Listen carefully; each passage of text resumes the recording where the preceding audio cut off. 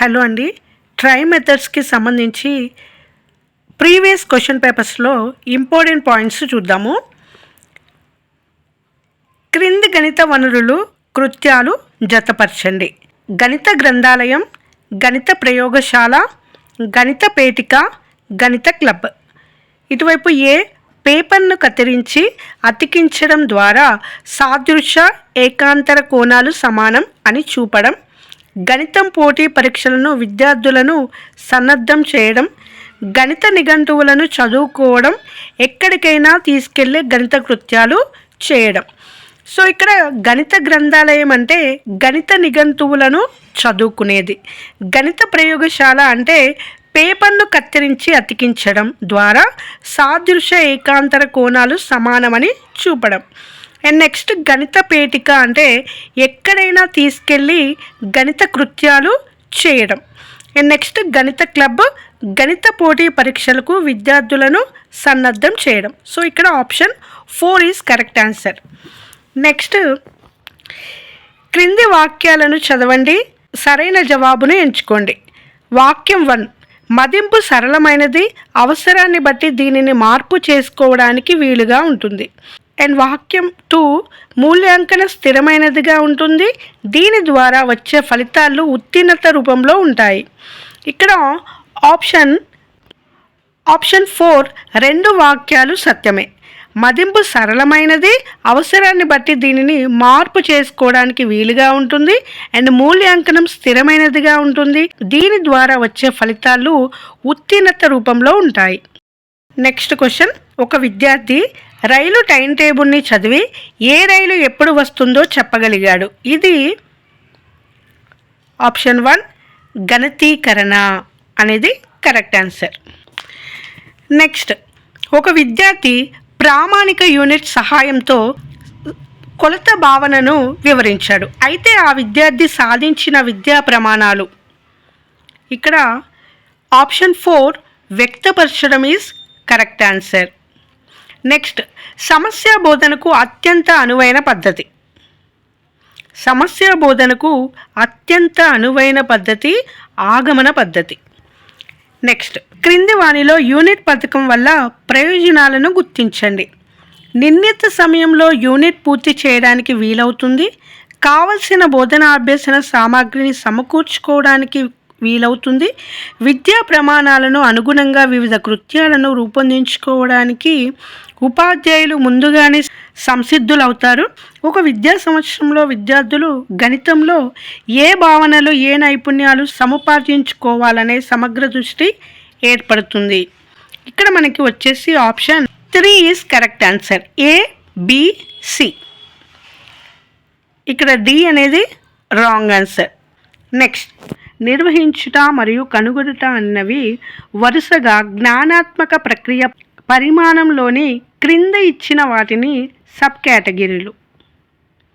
ఇక్కడ వచ్చేసి మనకి ఆప్షన్ 4 అన్వయించుట, గుర్తుకు తెచ్చుకొనుట అనేవి వస్తాయి.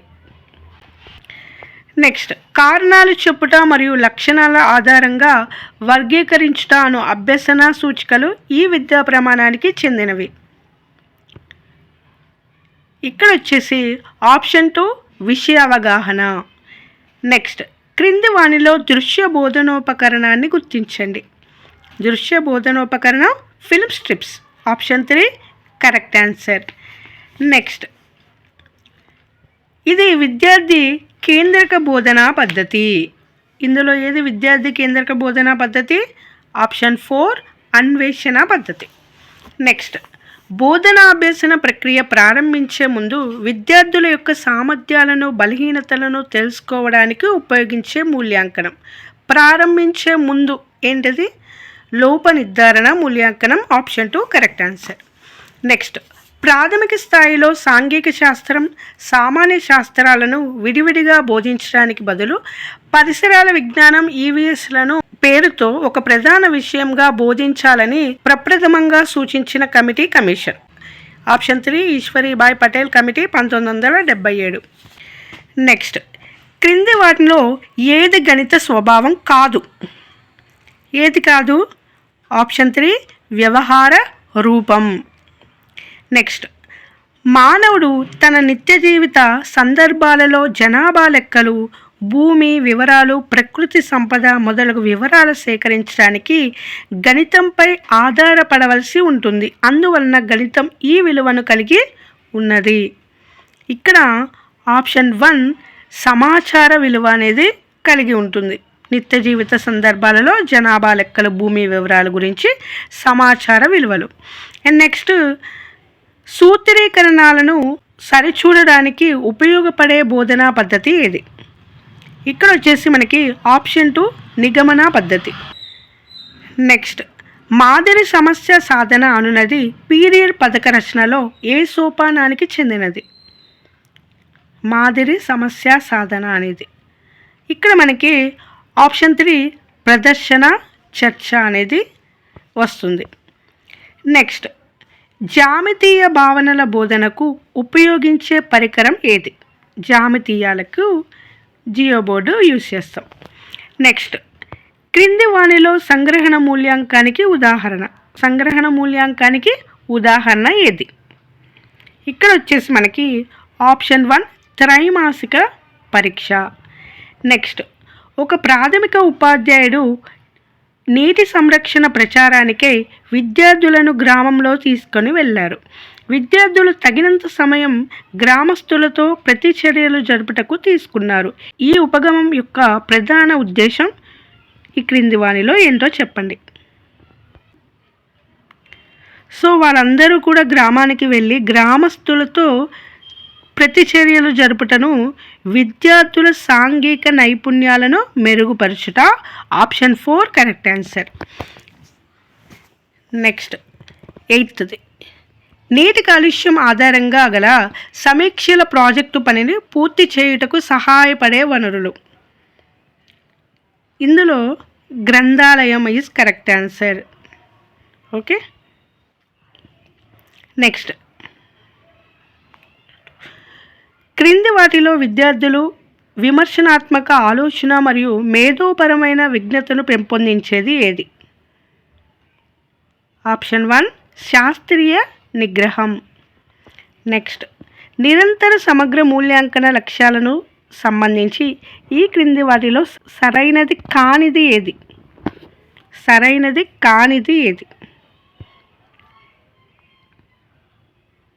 ఇక్కడ ఆప్షన్ 2 అనేది మనకి నెగిటివ్గా ఉంది. స్వీయ మూల్యాంకనానికి అవకాశం ఇవ్వకూడదు అని ఉంది. సో ఇది సరైనది కానిది.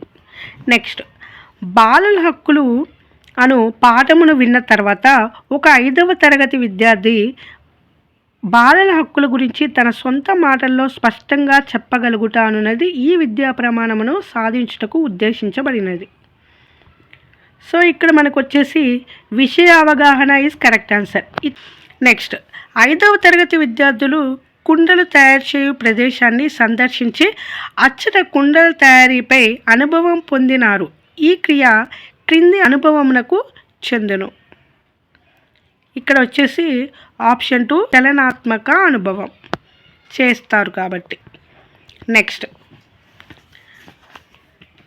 విద్యార్థి ఒక సంఖ్యలోని చివరి అంకె 0, 2, 4, 6 లేదా 8 ఉన్న ఆ సంఖ్య 2చే నిశేషంగా భాగించబడుతుందని సాధారణీకరిస్తే ఆ విద్యార్థి ఈ విద్యా ప్రమాణం సాధించినట్లు అవుతుంది. సో ఇక్కడ ఆప్షన్ 1 కారణాలు చెప్పడం, నిరూపణలు చేయడం. నెక్స్ట్, పియాజే సంజ్ఞానాత్మక వికాస దశలలో అభ్యాసకుడు బహురూప నిత్యత్వ నియమము అవగాహన చేసుకునే దశ. సో ఇక్కడ ఆప్షన్ 3 మూర్త ప్రచాలక దశ. నెక్స్ట్, తగు కారణాలతో జామితీయ సిద్ధాంతాల నిరూపణ చేయడానికి దోహదపడే బోధనా పద్ధతి. ఇక్కడ మనకి 2 ఆప్షన్స్ కరెక్ట్ అండి. 1, 3 నిగమన విశ్లేషణ పద్ధతి. జామితీయ నిరూపణ చేయడానికి దోహదపడే బోధనా పద్ధతి నిగమన పద్ధతి అండ్ విశ్లేషణ పద్ధతి. నెక్స్ట్, విద్యార్థులకు దశాంశ భిన్నాలు బోధించేటప్పుడు ఉపాధ్యాయుడు ఉపయోగించు మిక్కిలి అనువైన బోధనా సామగ్రి. ఇక్కడ వచ్చేసి దశాంశ భిన్నాలు అన్నప్పుడు option 3 grid paper is correct answer. Next, గణిత భావనలు అనుక్రమంలో ఉంటాయి. విద్యార్థికి ప్రాథమిక భావనల పట్ల సరైన అవగాహన లేకుంటే అభ్యసనంలో ఆ విద్యార్థి పురోగమించడానికి గణితోపాధ్యాయునిగా తీసుకోవలసిన దిద్దుబాటు చర్య. ఇక్కడ ఏదైనా లోపం ఉన్నప్పుడు మనం ఏం చేయాలంటే లోప నిర్ధారణ చేసి సవరణాత్మక బోధన గావించడం ఈజ్ కరెక్ట్ ఆన్సర్ 4. నెక్స్ట్, ఈ స్పష్టీకరణ వినియోగానికి చెందింది ఇందులో. సో ఇక్కడ ఆప్షన్ 3 సంబంధిత వాస్తవాలు లేదా దత్తాంశాల నుండి ముగింపును రాబట్టడం అనేది వినియోగానికి చెందింది. నెక్స్ట్, ఇది విద్యా ప్రణాళిక నిర్మాణం యొక్క సూత్రం, నియమం కాదు. ఇక్కడ వచ్చేసి ఆప్షన్ 4 ఉపాధ్యాయ కేంద్రీకృత నియమం. నెక్స్ట్, విజ్ఞాన శాస్త్ర బోధనా ఉద్దేశాలు మరియు లక్ష్యాలకు సంబంధించి సరికానిది ఏది?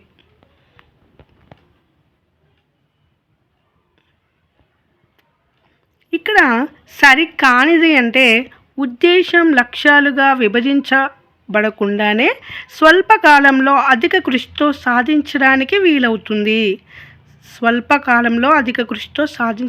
వీలవుతుంది. సో ఆప్షన్ 4 అనేది సరి కానిది. నెక్స్ట్, ఈ మధ్యకాలంలో విద్యాశాఖ బోధనా అభ్యసన ప్రక్రియలను బలోపేతం చేయడానికి ప్రవేశపెట్టింది. సో డిజిటల్ తరగతులు. నెక్స్ట్, మట్టితో చేసిన మాణిక్యాలు అనే పాఠాన్ని బోధించుటకు ఉపయోగించే పద్ధతి. ఇక్కడ ఆప్షన్ 4 క్షేత్ర అధ్యయనం. బోధనా అభ్యసన విధానంలో ఎల్లప్పుడూ దీనిపై దృష్టి కేంద్రీకరించాలి, విద్యార్థి కేంద్రంగా. Option 4 correct answer. నెక్స్ట్, నిర్మాణాత్మక మూల్యాంకంలో తరచుగా ఉపయోగించే మూల్యాంకన పరికరం. ఇక్కడ మనకి ఆప్షన్ 1 మౌఖిక పరీక్ష.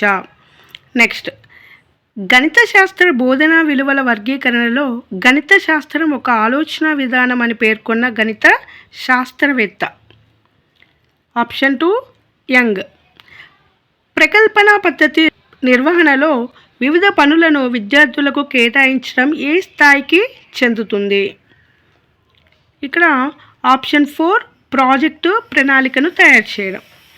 నెక్స్ట్, వివిధ రేఖీయ చిత్రాలను వాటి లక్షణాలను ప్రదర్శించడానికి వివరించడానికి చక్కగా ఉపయోగపడే బోధనా అభ్యసన సామగ్రి. Option 4 geo board. నెక్స్ట్, ప్రవర్తన మార్పును సూచించేవి స్పష్టీకరణలు. ఆప్షన్ 4. నెక్స్ట్, గణిత బోధనా అభ్యసన ప్రక్రియలో ఉపాధ్యాయుడు ఉపయోగించేవి పాఠ్యపుస్తకం. ఆప్షన్ 3. నెక్స్ట్, గణిత శాస్త్రం అవసరమైన నిర్ణయాలను రాబట్టును అని నిర్వచించింది ఎవరు? ఆప్షన్ 3 డెకార్డే. నెక్స్ట్, క్రింది వాణిలో ఏది విజ్ఞాన శాస్త్రం లక్షణం కాదు? ఆప్షన్ 2 ప్రతి శాస్త్రీయ ప్రవచనానికి ఒక ఖచ్చితం లేదా రుజువు ఉండదు అనేది కాదు. నెక్స్ట్, శాస్త్రీయ వైఖరి మాపని క్రింది వాణిలో దేనికి సంబంధించినది? ఆప్షన్ 2 సహజ సామర్థ్య పరీక్షలు ఈజ్ కరెక్ట్ ఆన్సర్. నెక్స్ట్, సాంకేతిక ప్రత్యామ్నాయ శక్తి వనరుల కోసం చేసిన కృషి దీనికి ఉదాహరణ? భౌతిక రసాయన శాస్త్రం, సమాజం, సహసంబంధం ఈజ్ కరెక్ట్ ఆన్సర్. నెక్స్ట్, పాదరసంతో నింపిన ఖాళీ పెన్సిలిన్ సీసాను ఉపయోగించి రక్తపోటును కొలిచే పరికరాన్ని తయారు చేయడం దీనికి ఉదాహరణ? ఆప్షన్ 3 ప్రత్యామ్నాయ బోధనోపకరణం. నెక్స్ట్, దిగువనీయబడిన వాటిలో ఏది విజ్ఞాన శాస్త్ర పాఠ్య ప్రణాళిక నిర్మాణ సూత్రం కాదు? ఉపాధ్యాయ బోధనకు ప్రాముఖ్యతనియడం అనేది కాదు. So option 1 correct answer. Next, దిగువ జతలను పరిశీలించండి. బాధ్యతను గుర్తించుట, పరస్పర అవగాహన, దేశభక్తి, సాంఘిక విలువలు, జాతీయ విలువలు, ప్రజాస్వామ్య సంబంధమైన విలువలు. సో ఇందులో option 2 correct answer, option 2. Next,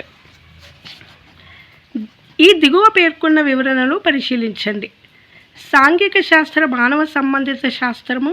సాంఘిక శాస్త్రం తనకు అవసరమగు సమాచారాన్ని సామాజిక శాస్త్రాలు, ప్రకృతి శాస్త్రాలు మరియు భాష నుండి గ్రహించును. శిశువు సంపూర్ణ సమాజ జీవనానికి సంసిద్ధుణ్ణి చేయడమే సాంఘిక శాస్త్ర ఉద్దేశం. ఇందులో ఏ వివరణలు సరి అయినవి? సో ఇందులో option 4 correct answer, A and C మాత్రమే. నెక్స్ట్, ఈ దిగువ వివరణలు పరిశీలించండి. కథ చెప్పడం అనున్నది సహజంగా మనోవిజ్ఞాన శాస్త్ర సంబంధమైనది. కథ చెప్పడం అనున్నది కంఠస్థం చేసిన అంశాన్ని అప్పగించినటువంటిది. కథ చెప్పడం వలన విద్యార్థులలో ఊహాత్మక శక్తి పెంపొందించబడును. సో ఇందులో మనకు వచ్చేసి ఆప్షన్ 4 కరెక్ట్ ఆన్సర్, ఏ మరియు సి.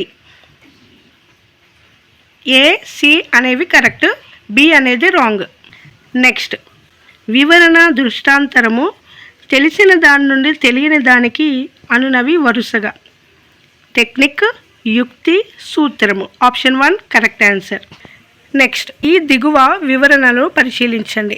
మౌఖిక పరీక్షలు చాలా లక్ష్యాత్మకమైనవి. లక్ష్యాత్మక పరీక్షలకు భాష అవసరం తక్కువగా ఉండును.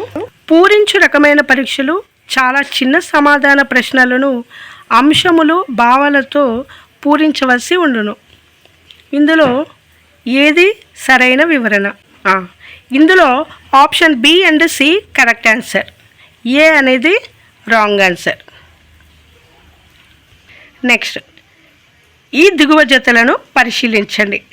మార్కెట్ ప్రదేశాలు, టీ గార్డెన్, ఆర్ట్ గ్యాలరీ. ఆర్థిక అభిరుచి వనరులు, చారిత్రక అభిరుచి వనరులు, సాంస్కృతిక అభిరుచి వనరులు. ఇక్కడ కరెక్ట్ ఆన్సర్ అనేది ఏ మరియు సి మాత్రమే. ఏ అంటే మార్కెట్ ప్రదేశాలు, ఆర్థిక అభిరుచి వనరులు, అండ్ సి అంటే ఆర్ట్ గ్యాలరీ, సాంస్కృతిక అభిరుచి వనరులు. టీ గార్డెన్ అనేది చరిత్ర అభిరుచి వనరులు అనేది కాదు. So option 3 is correct answer. అంతే అండి. ఈ వీడియో కనుక మీకు నచ్చినట్లయితే తప్పకుండా లైక్ అండ్ సబ్స్క్రైబ్ కూడా చేసుకోండి. Thanks for watching.